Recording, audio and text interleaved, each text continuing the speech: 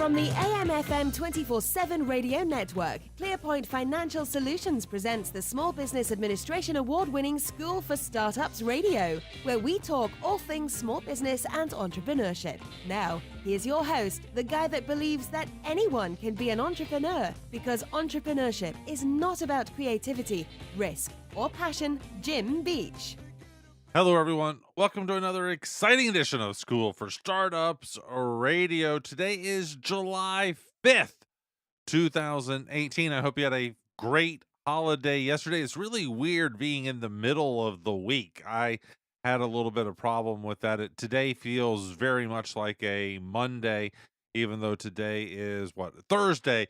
So it's just weird. It's just a weird vibe going on, but an amazing show that I've got lined up for you today.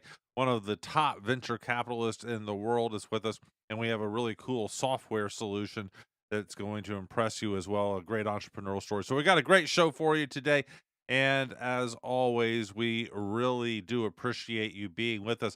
Most importantly, you got to go buy my new book. Go to Amazon and search for Jim Beach, or you can look for the title Free Radio and Podcast Marketing. It is all about how to use shows just like this one, being a guest on a show just like this, as a marketing tool for your small business or product. You get on 100 shows and you've gotten $100,000 worth of free publicity, and it is just a great way to grow a small entrepreneurial business. So please go buy that book. Even if you buy it and never look at it, even if you get the Kindle download and never download it, whatever, I need you to go buy the book for me, please. All right, we got a great show for you today. We're going to dive right in and get started. So here we go. I am very honored to introduce you to my first guest today. His name is Randy Komisar. You don't get any more prestigious or significant an entrepreneurial career than Randy's. He is a partner at Kleiner, Perkins, which, for those of you who don't know, is the most prestigious venture capital firm out there. They are behind all of the cool businesses that we take as just normal old brand names today.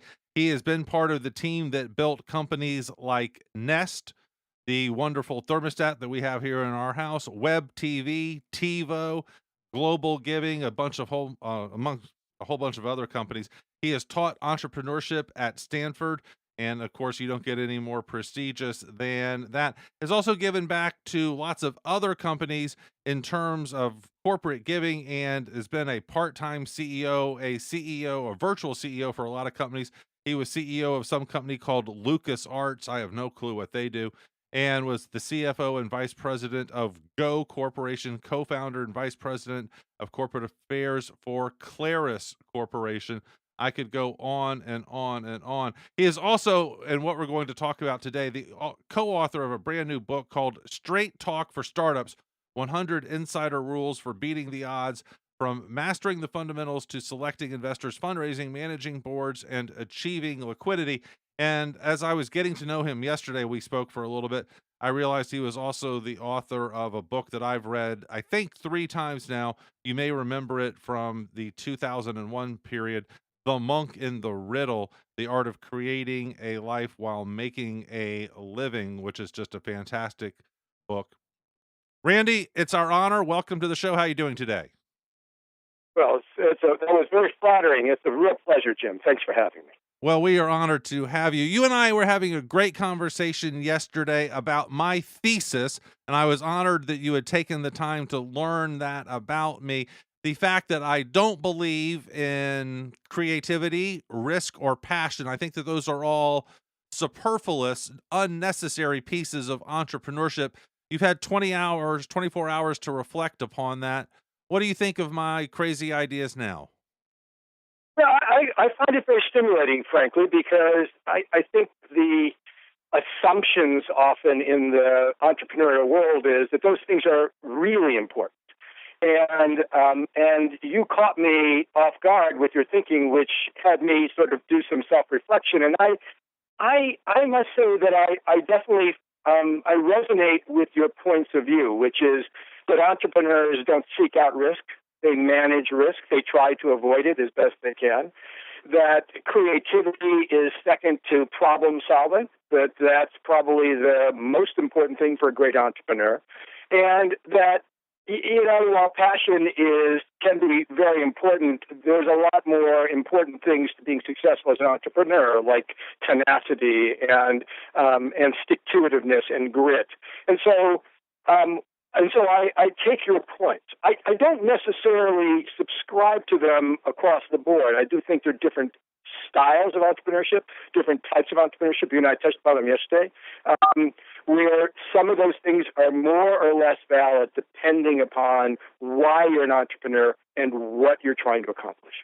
Well, I don't 100% subscribe to them either. I do want to make sure that that's clear. I think passion is awesome for an entrepreneur. But you know what, Randy? I am sitting right now in a t-shirt, short pants overlooking a huge, gorgeous swimming pool in my home. My commute this morning was 12 seconds long. I love my lifestyle. I'm passionate about my lifestyle. And because of that, I'm willing to sell almost anything that's legal and mostly moral, And so, I do have distinctions for all of these. And as you said, it came down to a very important distinction that we were discussing yesterday. You and I have grouped entrepreneurship into three categories. And I think this is interesting that most academics put them into two categories: the necessity entrepreneur, the person who sells you an orange on the side of the road in Nicaragua; the opportunity entrepreneur, which is I work for Coca-Cola and I saw a really cool opportunity to make a new way of packaging Coke, and therefore I'm going to start a really cool packaging company. That person is not really, risking very much. They're already rich. But you and I inserted a new one yesterday. Talk to me about the aspirational entrepreneur. Yeah, yes. I was thinking, even before I read your piece, I was thinking about this issue as I was writing for a blog recently. And as you point out, the academic distinctions in entrepreneurship have largely been around either seeking big opportunities or having to make a living and not having another source of income. Those the opportunity and the necessity entrepreneur. But more and more, as we see entrepreneurship become a meme in our culture and our economy and globally as well, we're seeing a different type of entrepreneur that I think needs to be called out. And I refer to him as aspirational entrepreneur. It's the entrepreneur that is becoming an entrepreneur because they want to own, not rent, their future. Because they live in a world now where being able to count on long-term employment and a fulfilling job with a successful long-term company is less and less likely, and where they need to take control of their futures. And there are lots of rewards for that, also lots of costs, as I know you point out in your radio show and in your book. So I think aspirational entrepreneurship is probably the most important new wave in entrepreneurship in the last 15 years. So let's put some money terms on this. If I'm a necessity entrepreneur, I'm trying not to starve to death. If I am an opportunity entrepreneur, I'm trying to make $100 million or $1 billion. But as an aspirational entrepreneur, and that's what I think, those are the people listening, I think that I can make a $1 million business and make $500,000 or $600,000 a year and be really damn happy. What do you think of the numbers I've put on these three buckets? I think they're very reflective of the real opportunity. And I did write wrote a sort of a lengthy pamphlet at one point with a friend of mine, Bayard Winthrop, about a couple of years ago, called I Effing Love That Company. And it was written around the idea that the artisanal entrepreneur, the entrepreneur who's interested in not creating scale per se, but creating prosperity and jobs and being a good citizen in the community, that was something that was worth aspiring to. That the idea that big was all that mattered in business, and that was almost an assumption, doesn't even get taught in business school. Everybody comes out of business school assuming that unless they're big, they don't matter. that I think that's a huge mistake. And I think that it requires us to go back and rethink that and start to consider that these small entrepreneurs, that some of them may become big, but who don't necessarily aspire to scale, are really, they're the backbone of this economy. They create the jobs. They support the community. They don't move jobs overseas. They pay a living wage. These people are really important, and we need to recognize. All right. So, Randy, I started my first business. It was 100% a copy of an existing business. I just did it 50% better. They had one location. I grew to 90 locations with 700 employees. I took zero risk. I started with under $2,000. And in the first year, we only did 56,000 in revenue. In year 7, we did 25 million in revenue. And I got to admit, I liked some of it, but I was not passionate about it. When I sold the business, it was just as happy as when you sell a boat, right? You know, you can't wait to get rid of that damn thing. Um, do you look, am I less of an entrepreneur in your mind? Am I less significant or cool? There's the word. Am I less cool than your Silicon Valley entrepreneur? Absolutely not. And, don't let the media believe that you aren't, because I think the media loves these stories of these gigantic, colossal successes, the Facebooks, the Amazons, the Airbnbs, the Ubers of the world. Those are the stories. But behind every one of those stories are a boatload of failures, of people who have taken big swings and missed, and who could have easily got on base and maybe even made it around, the bases and scored if they had taken a different approach to running their business. I also, at one point in my career, suffered from a real lack of enthusiasm and passion for my business. It was the Crystal Dynamics. I wrote about that in my first book, and I just didn't love the games I was producing for my gaming customers. I didn't love my customers. I didn't love the games. And I know what that felt like. And, it was a relatively successful enterprise, but I needed to move on to do something that I cared about more. And so I did. Again, I want to welcome Randy Komisar to the show. He is the author of a new book called Straight Talk for Startups, 100 Insider Rules for Beating the Odds, from Mastering the Fundamentals to Selecting Investors, Fundraising, Managing Boards, and Achieving Liquidity. All right, Randy, let's go through all 100 of them if you have time. All right, give me one or two of your favorites for the startup creativity phase. We don't even have revenue yet. Give me some of your favorite insider rules. Well, one that I really like, that I think your listeners will be acutely aware of, is don't scale your business until you prove that it works. In Silicon Valley, because there are massive amounts of capital that are given to these first-time entrepreneurs with just an idea and a business plan, they will spend a lot of that money trying to demonstrate that they have a product and a market before anything is actually proven. And in an aspirational entrepreneurial setting, you just don't have that luxury. You've got to focus on getting things to work, proving that people want to pay for it, working your cash flows to make your business operate. So I think that's an important rule to understand. It will be much more intuitive to your listeners than to the people coming in begging money from us every day. Another one is, and you alluded to it earlier, is one of my rules is don't take venture capital unless you absolutely need it. Venture capital is expensive, right? You have to sell a piece of your company. You have to essentially make your investors your boss. You have to give up certain controls in your organization, as well as certain discretionary management decisions, like who you want to sell the company to. And that really comes only as a quid pro quo for getting something that is absolutely essential. Capital for growth that is demonstrable, or to get the expertise that you need around you, or the credibility with customers. Those are good reasons to get venture capital, but not everybody should get venture capital. And as you well know, most entrepreneurs don't get venture capital. Now, the biggest most successful, most lionized ventures, I think, generally do at some point in their history get venture capital. But venture capital is not essential. I want to point out another rule, though, which Go ahead. is which is a sort of a poking my finger a bit at what goes on in Silicon Valley. That's my Rule 99, which is prepare for your lucky break. And the point there is nobody is successful on their own.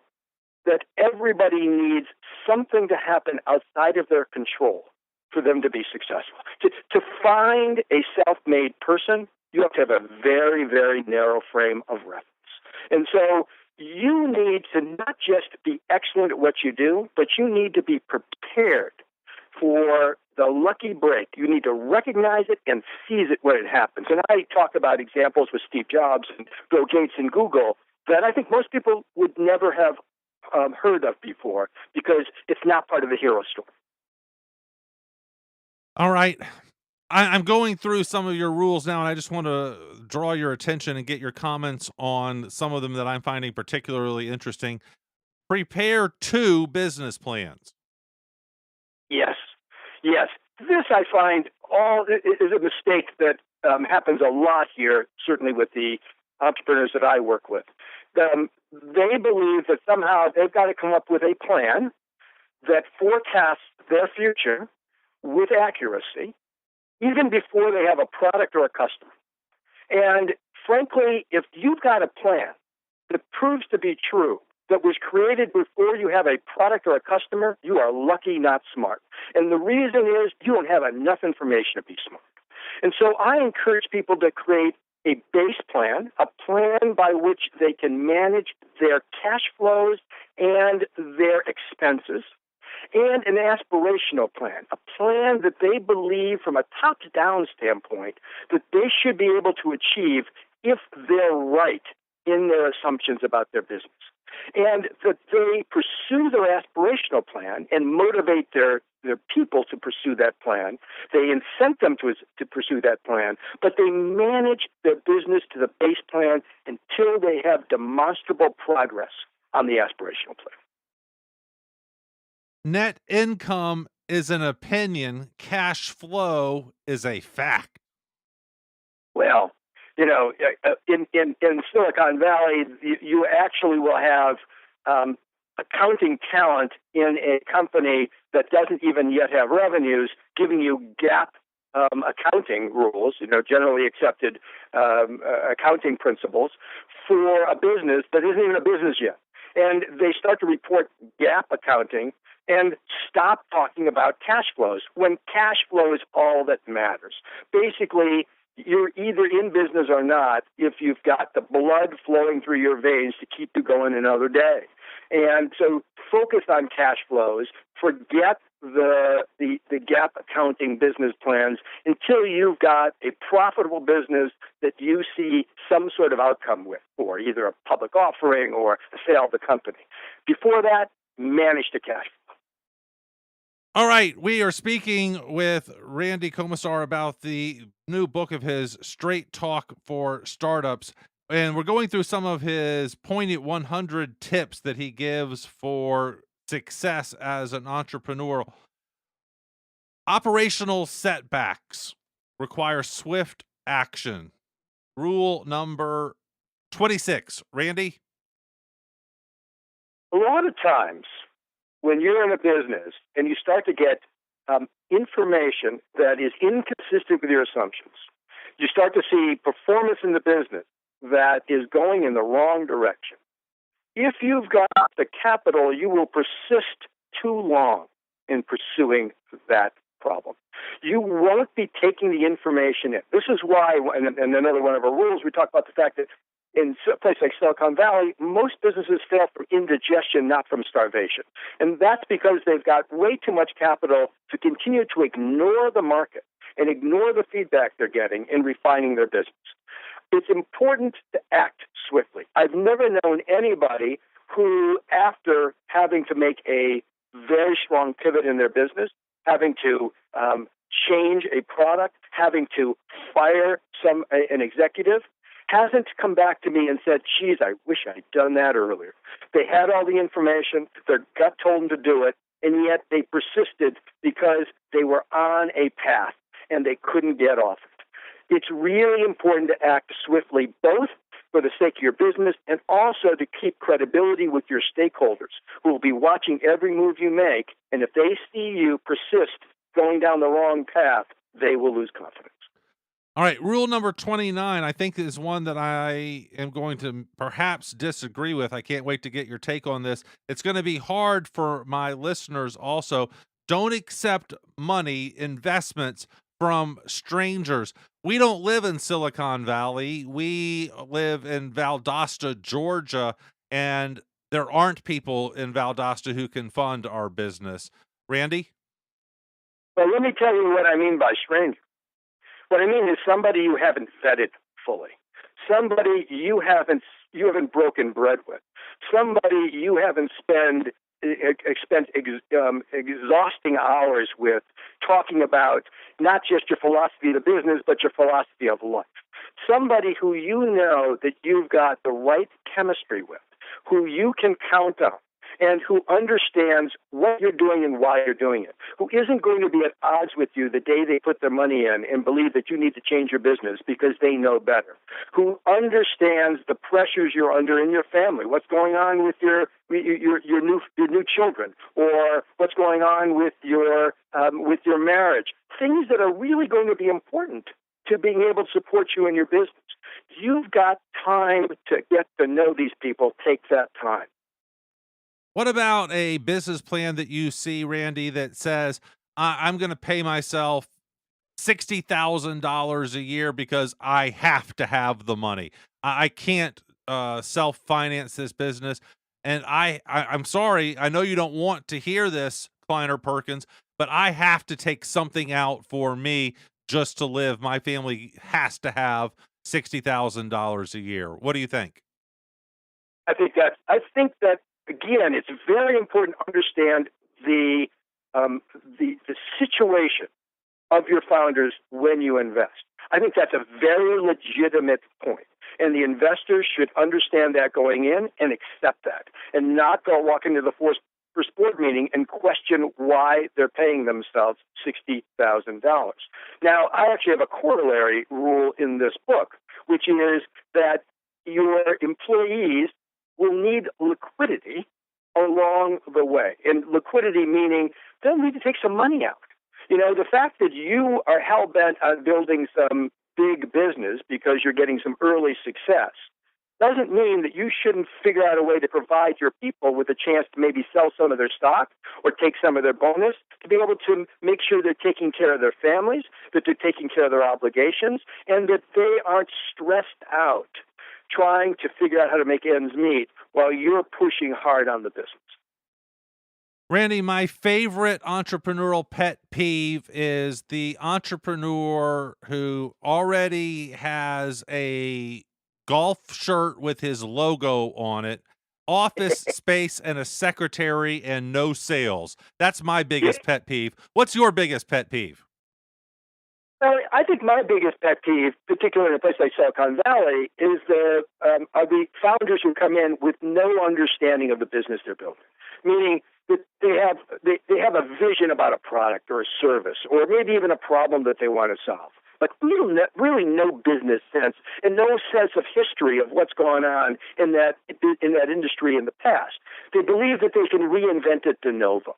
And I find it very frustrating that they haven't done their homework and that they haven't brought in a sensibility about the business that is equal to their sensibility about the product or the service. Help us understand valuations. I need $200,000. We have 1,200 in sales right now, but we've got probably 30 customers that have expressed interest in our product. But I need 200,000. What's my business worth if I go to a normal investor, not a Kleiner Perkins? Can I say my business is worth $1 million and therefore I'm willing to give up 20%? Well, so the right way for an investor to think about valuing your business is understanding the outcome. So when I look at a business, what I look for in terms of my valuing the business is, what do I think the possible range of outcomes are? What do I think the time frame for those outcomes are? How much capital do I think will need to go in to achieve those outcomes? And how do I discount that for risk? And if I run that range, and I will come up with a set of numbers that tell me today what I believe that this business is worth to me as an investor, in order to get the sort of returns I need for my limited partners. Remember, in a venture capital business, I work for a bunch of people, pension funds, endowments, sovereign funds, wealthy individuals who want extraordinary returns because they're taking extraordinary risk. So I need to get that multiple on their money, and I need to come up with a range of valuations that make sense to me. Of course, it's always a gamble, but that's the way that I try to figure those numbers out. I think that's why you see such silly valuations sometimes on early-stage businesses in Silicon Valley, where there's still no product or no service or a customer, and certainly no revenues. And people say, how the hell they get that valuation? That's based upon a set of assumptions about what the market could be worth and what this business could be worth in that market at some time in the future, and discounting that back for the multiple that you as an investor need. Is the market well priced right now? And I don't mean the New York Stock Exchange, I mean the Silicon Valley market. Are we getting frothy again and looking a little silly in some of our valuations, or are the valuations spot on right now? I think Silicon Valley has a wealth of capital that is continuing to drive aggressive valuations. And I mean aggressive from a risk-adjusted basis. When I look at the amount of money and the amount of value that people are ascribing to some of these absolutely fledgling ideas, I can only feel like I would never do that with my own money. And the problem is that with so much capital coming into a place like Silicon Valley, it gets bid up quickly around the extraordinary outcome. It's the black swans that are driving the mania. People aren't looking for a fair return. They're looking for the astronomical return. And as rare as those are, the pot odds, the size of the pot is driving people to ignore the real risk of getting those returns. And so from my standpoint, you can't generalize around all industries. But if I look at Silicon Valley in total, I would say that on a risk-adjusted basis, capital is coming in at way too high a price. One of my favorite books is Mine's Bigger. It's a story about how people on the left coast keep building bigger and bigger yachts and sailboats. You may know the book. It's about one of your friends. Yeah. What is your dirty indulgence? My dirty indulgence is cycling. I'm a cyclist. I have a funny lifestyle. My lifestyle doesn't really, from your description of me and from the books I've written, a lot of people may not have a good picture of me. I'm a guy who really does not live my bank account. Never have. It's never been important to me. I consider myself a steward of my money for others, my money's going to be given away. It's not going to be spent. It's certainly not going to be spent on me. I'm very comfortable. I'm very happy. I get to do things that I love to do. I live in a lovely area. But frankly, my dirty passions are things like cycling. I cycle probably somewhere between 7,000 and 10,000 miles a year. I love it. I cycle all over the world. I love to travel with a bicycle. It keeps me healthy and it keeps me sane. And Randy, where can we get a copy of your book? You can find it at Borders. You can buy it on Amazon. You can buy it online in bulk purchase. I recommend it for your team at 800 CEO Reads. I'm really pleased with this book because I think it has very useful information. It's written in very short chapters, 2-4 page long, so you don't have to read it from beginning to end. You can refer to it whenever one of these issues comes up. It's written sort of in black and white rules, but it lays down the principles behind it so that you can apply it. And, I think the cardinal rule that we point out in this book in the epilogue is whatever you do, always understand why you're doing it. Ask why.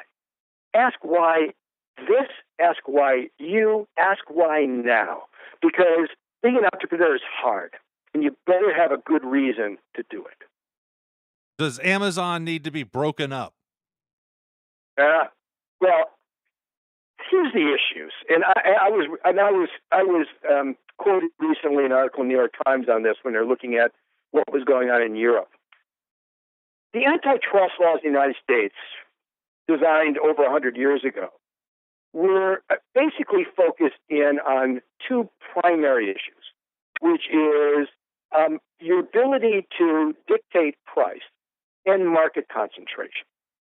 The problem is, in today's economy, they're missing the most important power in the market, which is data. And if you allow companies to continue to accumulate and dominate massive amounts of consumer data, it will be very difficult for competitors to ever challenge them. So when you look at a company like Amazon, they argue that they don't have a controlling position in any particular market. And if you take a look at them, they're right.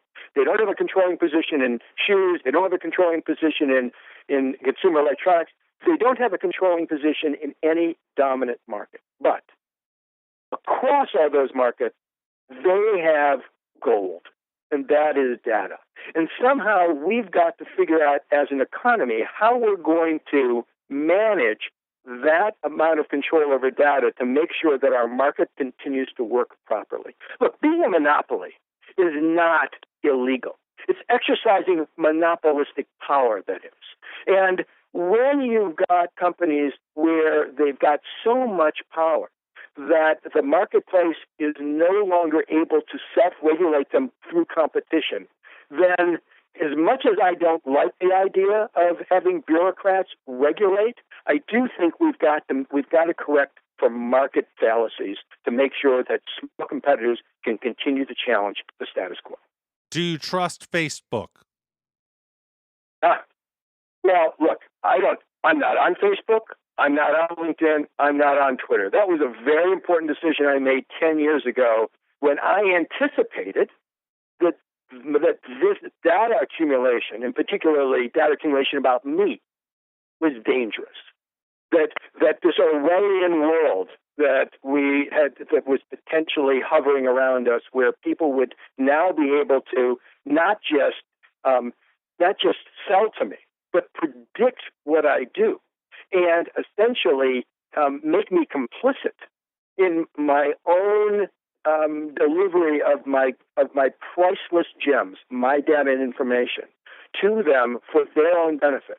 That was a likely result of what was going on 10 years ago. And so I look at those today, and it is not surprising me to see what Facebook, Google, Amazon, and others are today, and why the Europeans are taking such a strong position in trying to manage them. The book is Straight Talk for Startups, 100 Insider Rules for Beating the Odds. The author, Randy Komisar. Randy, thank you so very, very much for being with us, and I hope the book sells enough for you to buy a new bicycle. Bicycle for cheaper. Jim, it's really been a pleasure. Thanks so much for having me. I love the conversation. Thank you, sir, and we will be right back.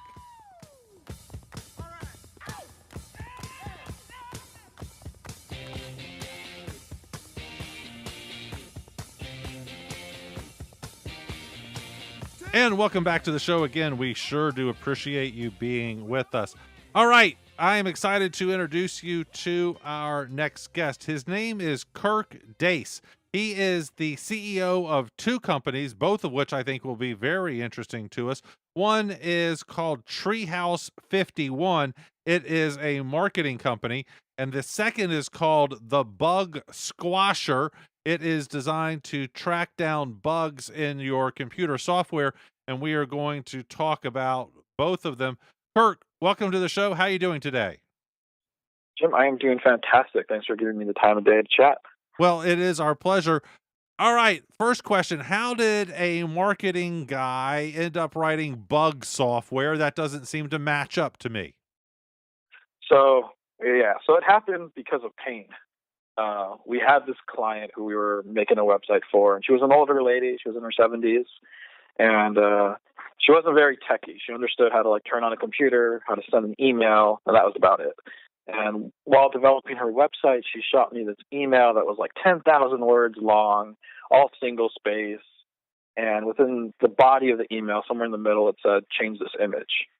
And that's when the pain started, when I really recognized it. And me and my guys we had a little laugh and a cry, and we were like, man, I wish there was a way there's a way we could get all this information without these type of emails. And so naturally, I asked the question, okay, well, the follow-up question is her website wasn't a small website. It was over 50 pages, and it said, change this image. And I'm like, I'm sorry, but I don't know exactly what you're talking about. And so when I asked that, she got really upset. Of course she would. And she's like, how can you not know? How do you not know what I'm talking about?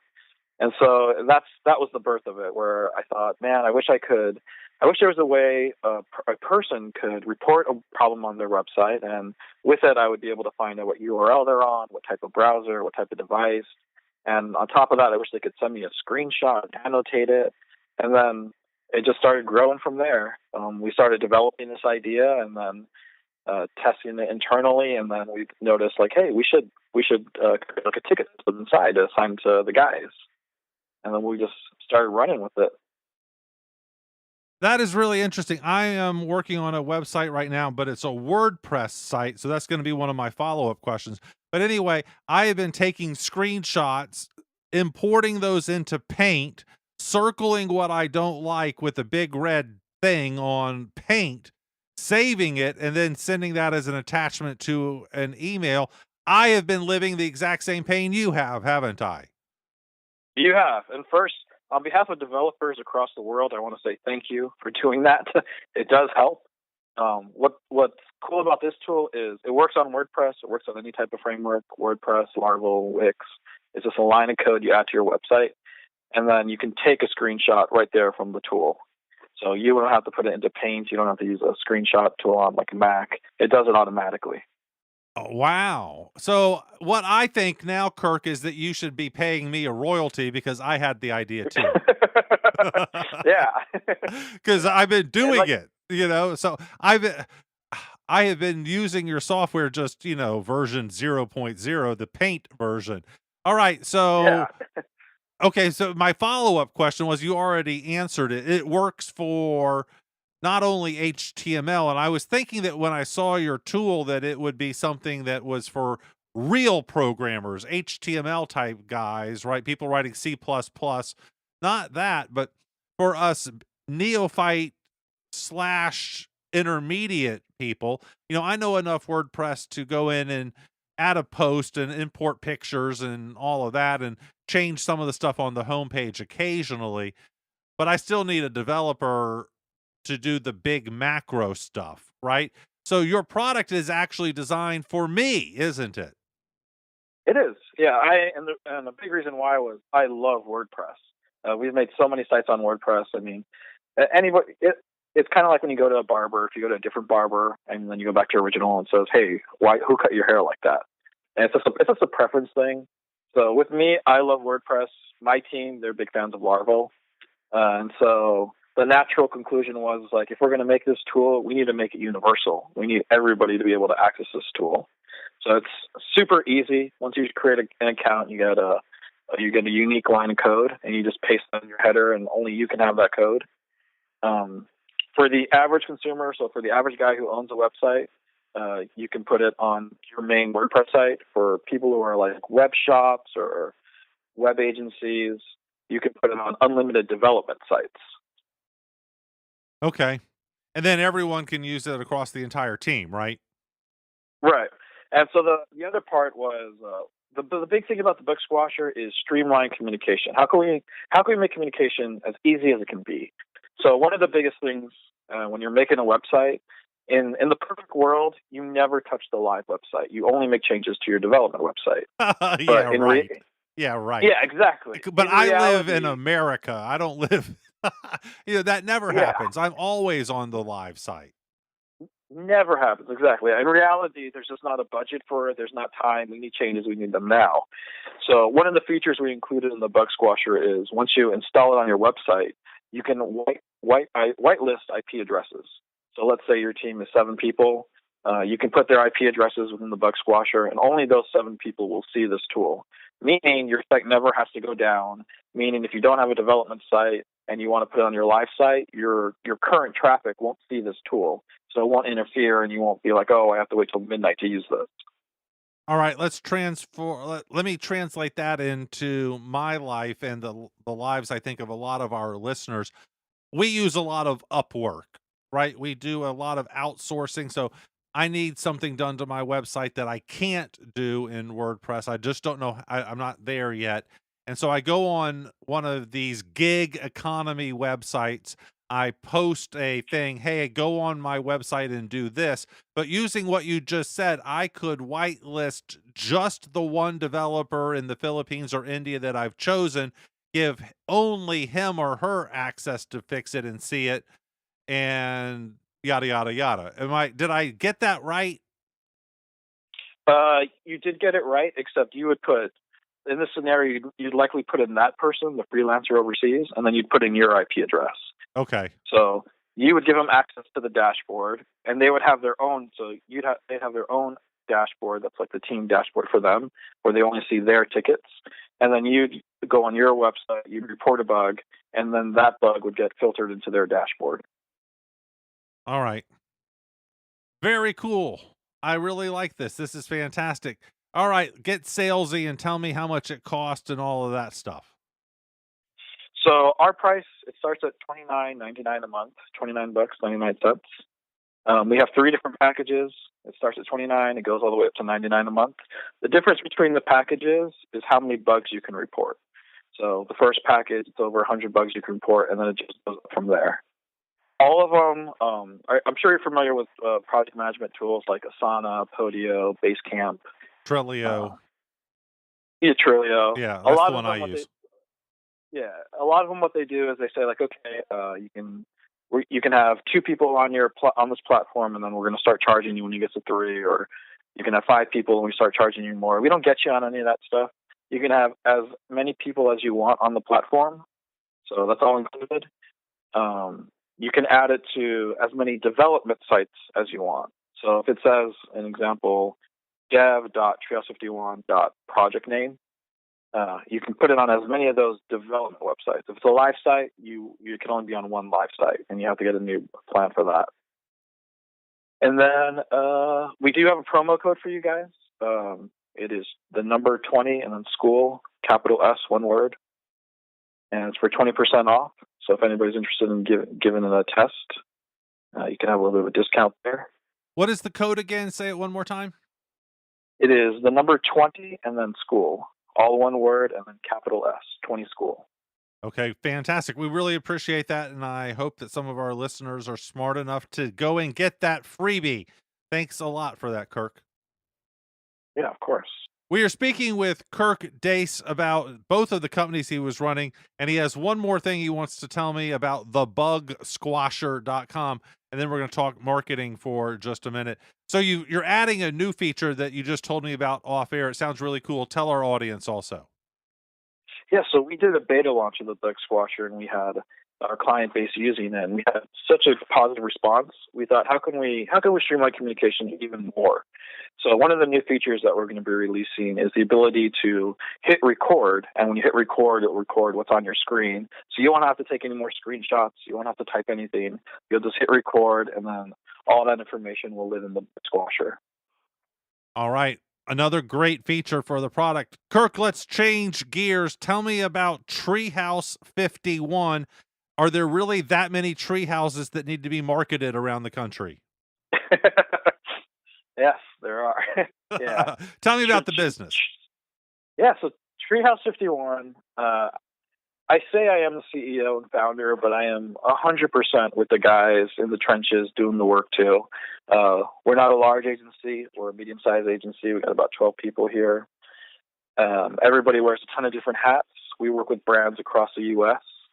Our bread and butter tends to be, or the most things that people tend to request are websites, some promos, video promos. If you end up checking out the Bug Squasher, go to the YouTube channel.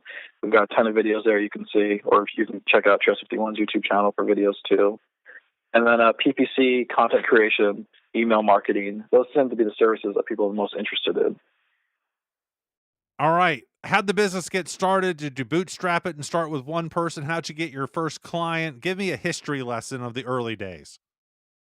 The business actually started, my background's in screenwriting.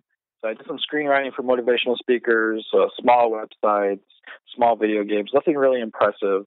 And then from there, I landed a job in a couple marketing agencies and just kind of worked my way up. But I knew all these people in the film world, and I was meeting all these people in the marketing world. And I thought, man, wouldn't it be great if we could create some kind of synergy here? If I could get my friends who are doing all this really cool film stuff and my other friends who are doing marketing and just combined everybody into just one treehouse. And so that's how it all started. And we started pushing forward. We definitely bootstrapped. Starting Treehouse 51 has been and is one of the most humbling experiences of my life. I thought, in the beginning, I thought, we're gonna hit live on the website, and people are just gonna find us, and we're gonna be set. And reality slapped me in the face, and I was like, okay, it's gonna take some work. It's gonna take some time. It was definitely a different mindset from working the traditional 9-to-5 lifestyle to owning a business and having to go out there and find leads and clients and create content. And so you had to go and market your marketing agency. Yeah. So how'd you do it? Tell me about convincing customers, your first 5 customers. How'd you get them on board? It was all through relationships. One of the first jobs I had was for a company called BizNameWiz, and it was a naming ad agency. And when I was launching Trust 51, I was just emailing everybody saying, hey, we're doing this project. I either know you, worked with you before. If you have any referrals, please send them my way. And that person introduced us to our first big client, who is actually a competitor of Upwork. They're called GoLand. And we were with them. They were our first huge client. And with them, they really introduced me to the world of freelancers. My team and I were in control of all the marketing for them. So I met all these talented people around the world. And that really started to give us a ton of exposure. And from that, I was introduced to Frank Cotto of Alliance Virtual Offices, and we actually shot a promo for him. Who has been a guest on our show before. Great guy. Yeah, awesome guy. We shot a promo for him, a testimonial promo, and we just hit it off. And as we were talking, we were saying, does it make sense for us to partner up? And so it did make sense. If you met Frank, it's like, yeah, this guy's incredible. He has so much wisdom and so much to offer. So, and Frank really helped us open the door and really helped us establish credibility. From there, we've done other things, other podcast shows. I've been featured in Forbes. That's probably the biggest name recognition, although there's smaller websites that I've done stuff where I geek out on. But yeah. All right, let's be honest about the Forbes thing, though. Is the Forbes Agency Council or something like that, right? Yeah. And do you pay for that? Forbes Agency Council, yes, you do pay to be part of that. Okay, yeah, so that's what I thought too. Because I was invited to be on that as well, except for a different one. What they have done, and I'm excited to actually tell the listeners about this. They have and I don't even know if it's Forbes itself. I think it might be someone who licensed Forbes' name. But what they have done is gone out and marketed the opportunity to post on Forbes.com. And from my understanding, correct me if I'm wrong, Kirk, you pay $1,200 a month, or is it $1,200 just to join at the beginning?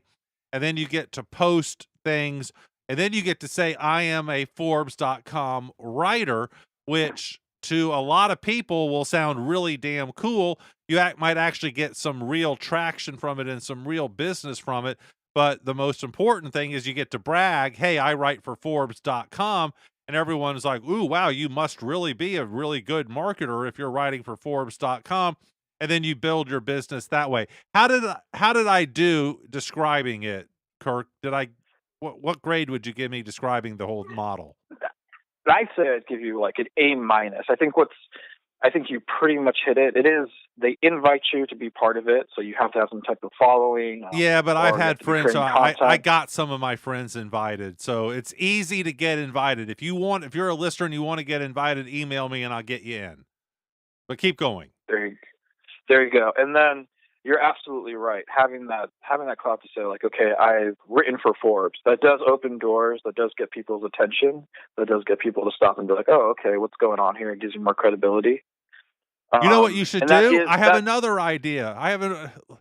Kirk, you should sell that to your clients. Say, I have enough pull at Forbes.com that I can get you included on Forbes.com. You pay me $2,400 and I'll get you in. Oh, there you go. That's a good idea. Okay, and I get half, right? Yeah, there you go. Yeah.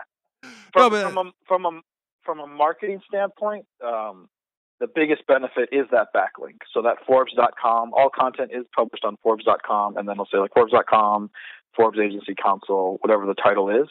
But the biggest thing is you're getting that backlink from Forbes.com, it's a huge backlink. All right, so we're talking SEO now, the search engine optimization. Your website benefits from the juice generated from Forbes, right?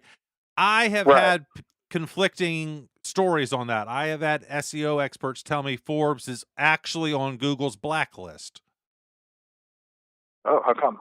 I don't know. And if anyone out there knows any of the backstory of this, please let me know.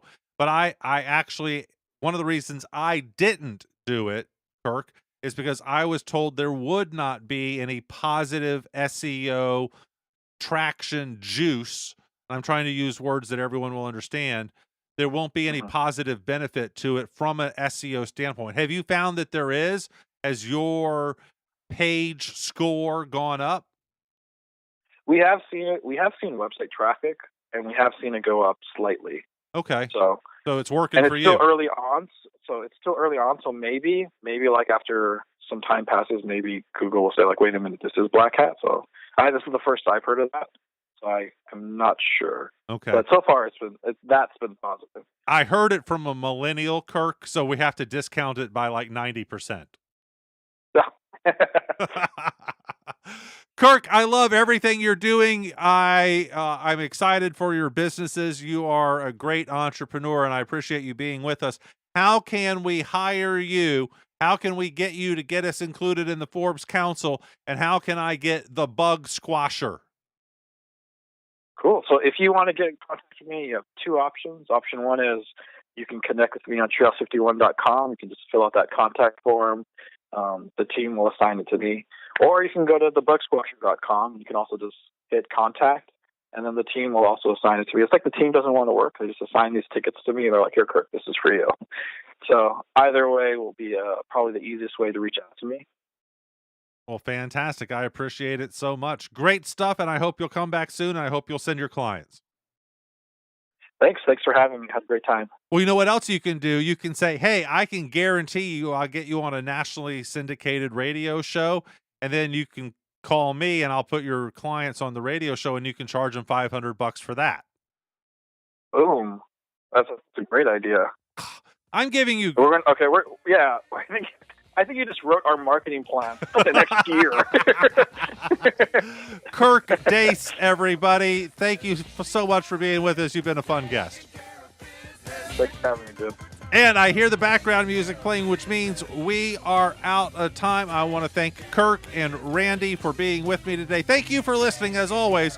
And we'll be back tomorrow with more great School for Startups radio. Bye now.